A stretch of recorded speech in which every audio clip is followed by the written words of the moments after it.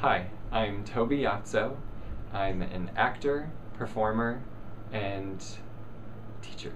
I had come off of working, like I said, doing a run of Spam-A-Lot. I did a run of a show called Swonderful, which was a Gershwin review at Phoenix Theater.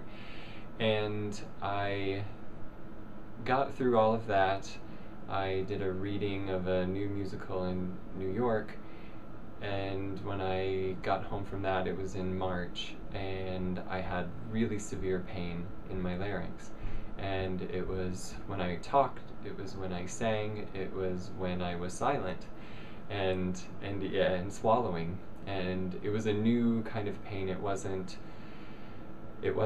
just simply overuse. It wasn't just simply, oh, I was performing a lot and I'm tired. It was a very specific pain. And I then knew I needed to be seen, and I came here, and that's when we discovered that the way that my vocal cords were coming together were not the best function. And they were, the cartilage was slamming together in the back rather than coming together evenly.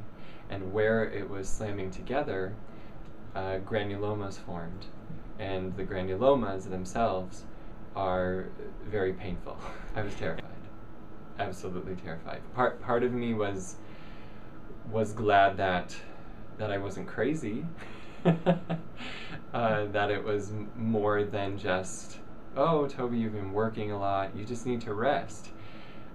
I knew that this was beyond rest, and so part of me felt justified, at least, in feeling that new sense of pain, but then all of the worries of, okay, now I have this, and my vocal function is not what it needs to be for how much I work, and that I teach all day long and perform all night long. And it worried me. I was terrified. I thought I would never work again. I thought I would never be able to teach again.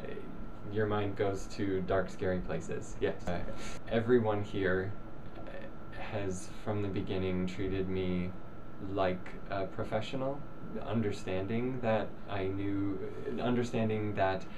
need to use my voice to make a living, and that all of this is very crucial because of that.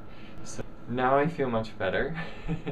I still have a long way to go because the body is slow. And I've had to employ a lot of patience. So I went from not knowing how to produce sound at all for a while to now I can speak freely. I can speak in a resonant voice. I can teach. I started teaching again this summer, and started teaching now this new fall semester.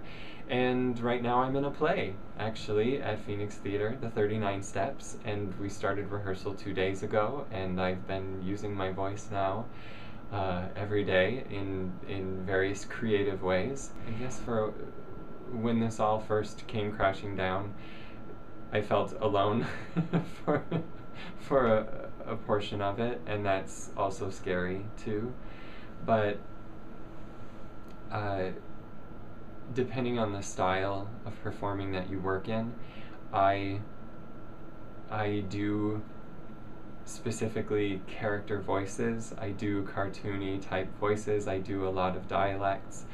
I do a lot of comic material that is high energy, high intensity, maybe even over the top. And so I'm using my voice in this Olympic way. and yeah, if you're not careful about being kind to yourself, to make sure you're always producing what is best for your instrument and best for your body, then yeah, your body's gonna do something that says no. But so I guess my advice is listen to your body, which I realize now I wasn't. I was just product oriented. I'm going to make this happen somehow, some way, and I don't care how. But now I'm gonna make this happen, but I do care how.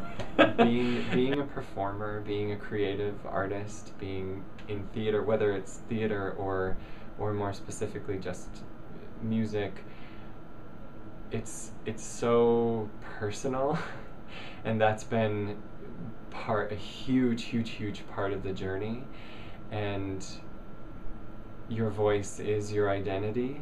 Your voice is your connection to the world, not only to your art, but then to everything around you. And that was part of the terrifying piece of the journey, is now, who am I? If my voice doesn't work, how do I work? How am I still who I am if I don't know how I sound, or I don't know how to make a sound? And that is so psychological and so emotional. So there's pieces to this that all collide and coincide when something like this happens, or when you have to go through some kind of rehabilitation and therapy like this.